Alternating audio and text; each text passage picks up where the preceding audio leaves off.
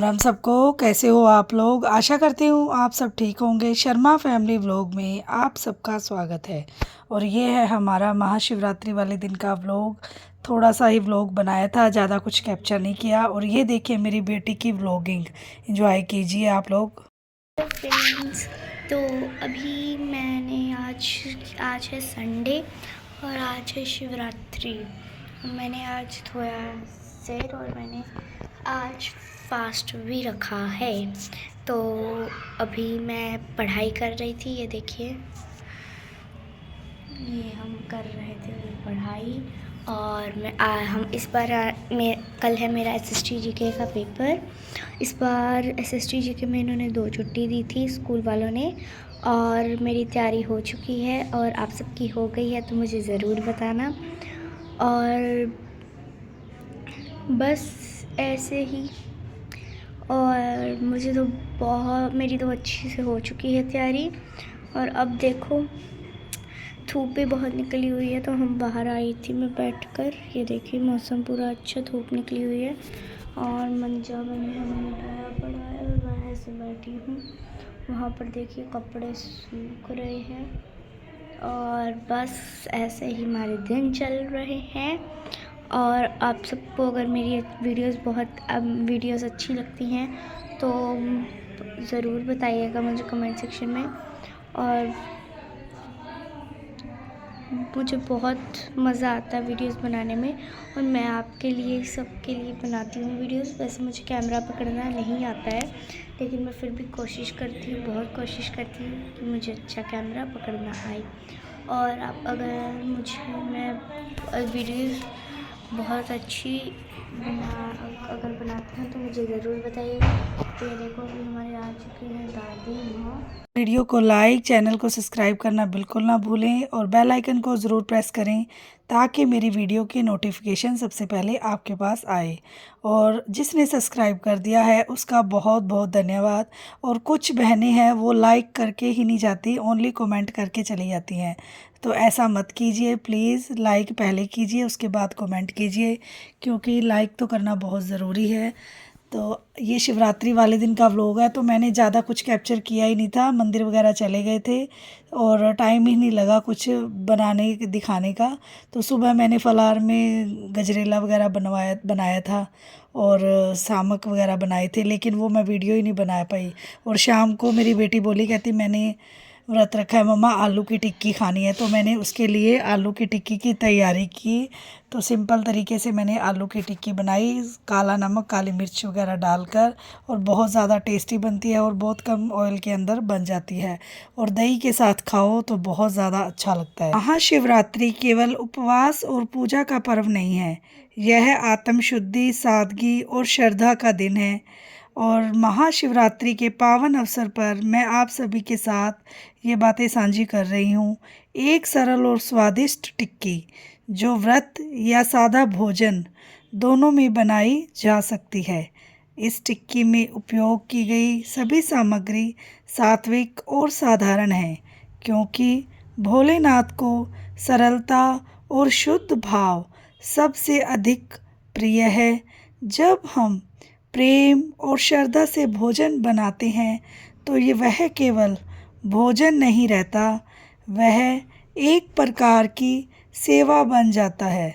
जैसे जैसे टिक्की सुनहरी हो रही है वैसे वैसे इसकी खुशबू पूरे वातावरण को आनंद से भर रही है।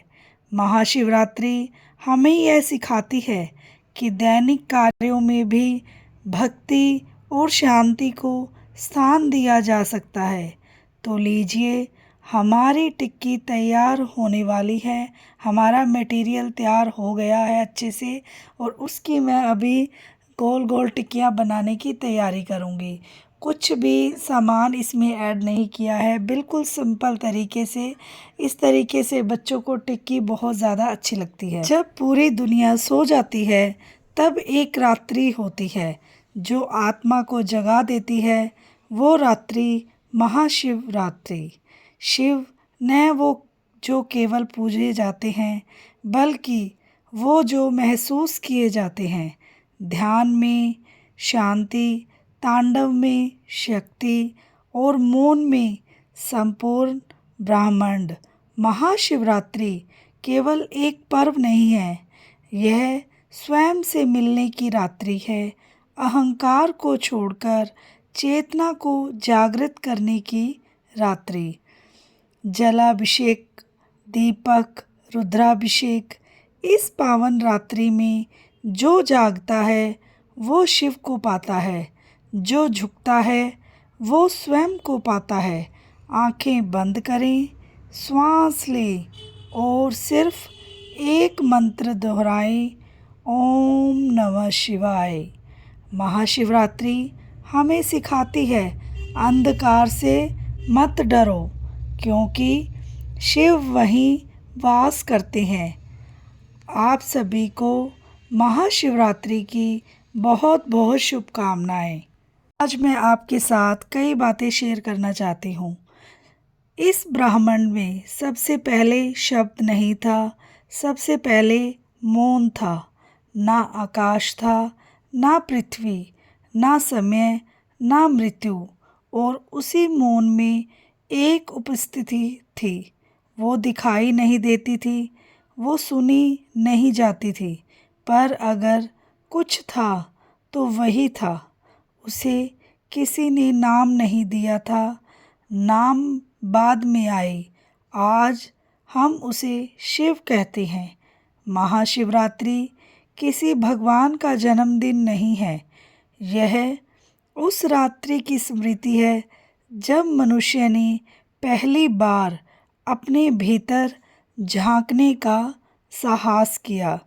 बहुत पहले, जब देवता नहीं जानते थे कि वो देवता हैं। एक प्रश्न उठा, सब कुछ बदल रहा है, लेकिन जो बदल नहीं रहा वो क्या है? इस प्रश्न ने जन्म लिया एक खोज का।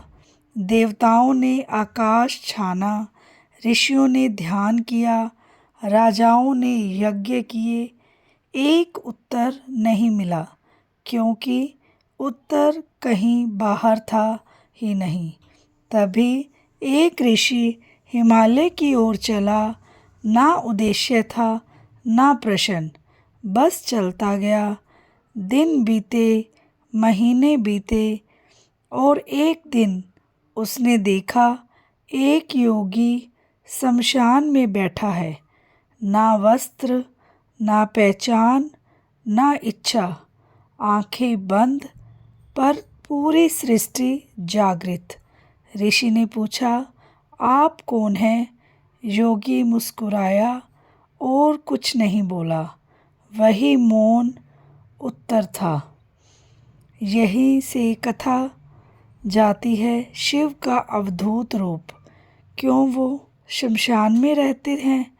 क्यों उनके गले में नाग है?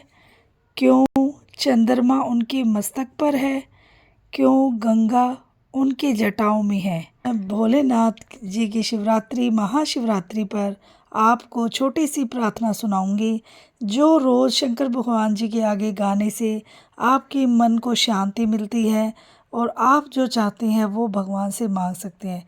लेकिन भगवान से मांगना नहीं चाहिए, क्योंकि भगवान को पता होता है भी हमें क्या ज़रूरत है, तो वो खुद जानते हैं। लेकिन प्रार्थना हमें ज़रूर करनी चाहिए। तो आप भी मेरे साथ साथ कीजिए।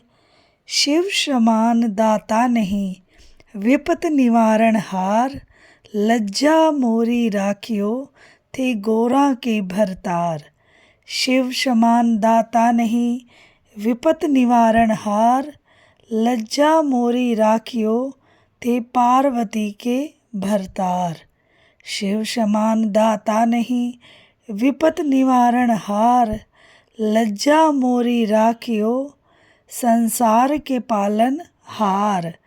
शिव समान दाता नहीं, विपत निवारण हार, लज्जा मोरी राखियो, नंदी के असवार।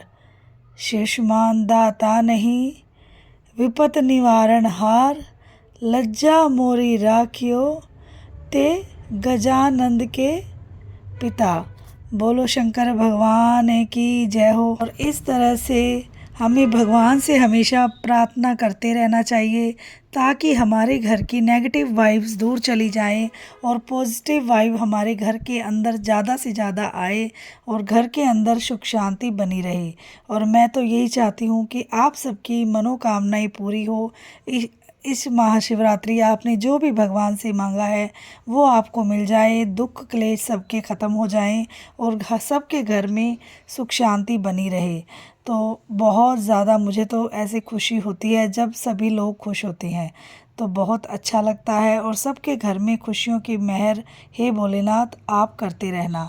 और इस तरह से हमारी टिक्कियाँ बन रही है। आज मैंने कुछ ज़्यादा शूट नहीं किया था क्योंकि व्रत होता है, काम थोड़े बढ़ जाते हैं, पूजा पाठ का भी हो जाता है, तो इसलिए व्लॉग बनाना आसान नहीं होता हमारे लिए कई बार। तो थोड़ा ये होता है भी भगवान की पूजा ही करनी चाहिए, व्लॉग के ऊपर ध्यान ना देकर। तो मैंने थोड़ा बस यही सब बनाया था तो मैंने आपके साथ शेयर किया। और 3 लोगों का हमारे घर में फ़ास्ट था और 3 का नहीं। फ़ास्ट सबने रखना था और 2 जन बीमार हो गए तो ऑन द स्पॉट उन्होंने व्रत नहीं रखा। तो नहीं तो हमेशा हमारे महाशिवरात्रि का व्रत सारे लोग घर के मेंबर करते हैं। और मेरी छोटी बेटी ने, मैंने और मदर इन लॉ ने व्रत रखा था और व्रत करके बहुत ज़्यादा आनंद आता है। और ये हमारा नेक्स्ट डे का व्लॉग है। तो सुबह सुबह मैं बना रही हूँ पनीर के परांठे सबके लिए मंडे वाले दिन सुबह सुबह। और मेरा आज मंडे का भी फास्ट है तो मेरे 2 व्रत एक साथ हो गए थे। और मैंने उनके लिए पनीर और आलू को मिक्स करके मैंने परांठे बनाए थे। प्याज का यूज़ नहीं किया है क्योंकि व्रत रख के अगले दिन साथ के साथ प्याज नहीं खाना चाहिए। और हम उपवास खोलते हैं तो हमें सादा भोजन ही करना चाहिए। तो मैंने दही के साथ ये परांठे बना दिए थे और मैंने स्प्राउट बनाए थे और पापा जी ने बस सिंपल रोटी बनवाई थी, परांठे नहीं बनाए थे। ओनली देसी घी लगा के हल्का सा, वो भी बहुत कम मात्रा में, और उनको मैंने दे दिया था। और साथ में बनाए थे स्प्राउट सिंपल, वो भी टमाटर डाल के, प्याज का यूज़ नहीं किया था। तो इस तरीके से ही हमें सात्विक भोजन करना चाहिए। और मंगलवार के दिन हम प्याज नहीं खाते हैं, और क्योंकि मंगलवार को हम प्याज खाना मांसाहार के समान होता है। तो मैं आप सबसे रिक्वेस्ट करूँगी भी आप जब भी कोई धार्मिक दिन हो घर में तो उन दिन प्याज का, लहसुन का यूज़ ना करें, बहुत अच्छा रहता है। और अपने बच्चों को भी ये चीज़ें ज़रूर हमें सिखानी चाहिए, वरना उन्हें पता ही नहीं लगेगा हमें हमारे धर्म के बारे में। तो हमें उन्हें थोड़ा सा शिष्टाचार ज़रूर सिखाना चाहिए। ये नहीं सोचना चाहिए अगर वो ज़िद कर रहे हैं तो उन्हें समझाएं, उन्हें मनाएं तो वो मान भी जाते हैं। प्यार से बच्चों को समझाएं, बिना प्याज की चीज़ें खाना, लहसुन प्याज की चीज़ें खाना सिखाएं। तो सात्विक मन भी शुद्ध रहता है और बुद्धि शुद्ध रहती है। तो बुद्धि शुद्ध रहेगी तो उनका सारा कुछ सही रहेगा, आगे जाके वो अच्छे इंसान बनेंगे, सोच उनकी सात्विक रहेगी। तो सात्विक सोच के लिए हमें थोड़ा बहुत प्रेज़ हमें लाइफ के अंदर करना चाहिए और अपने बच्चों को भी हम यही संस्कार देंगे तो बहुत ज़्यादा अच्छा रहेगा। तो ये था मेरा आज का सिंपल सा व्लॉग। अगर अच्छा लगे तो लाइक, शेयर और सब्सक्राइब ज़रूर करें, और हो सके तो एक शेयर कर दें। और इस तरीके से मैंने सबको खाना खिलाया बड़े प्यार से। और कोशिश मेरी यही रहती है कि मैं तवे के ऊपर ही रोटी सेकूं, गैस के ऊपर कम सेकूं। बहुत ज़्यादा काम होता है तब मैं गैस के ऊपर मतलब सेकती हूँ रोटी, तवा उतार के, वरना मैं इसी तरीके से ही रोटी बनाती हूँ ताकि ना ये गैस वाली रोटी हमारे नुकसान करती है, तो बॉडी को हार्मनेस पहुंचती है, तो सांस वगैरह की प्रॉब्लम होनी स्टार्ट हो जाती है। और ये हमारे बन गए हैं यम्मी टेस्टी स्प्राउट। आप लोग भी हमारे साथ इंजॉय करें। और पापा जी ने स्प्राउट के साथ ही अपने पनीर की रोटी को इंजॉय किया था, क्योंकि पनीर की रोटी तो वैसे सीधी भी खा लो तो बहुत ज़्यादा टेस्टी लगती है। और ये हमारे आ गए हैं टमाटर और खीरा वॉश करके अच्छे से रख दिया था।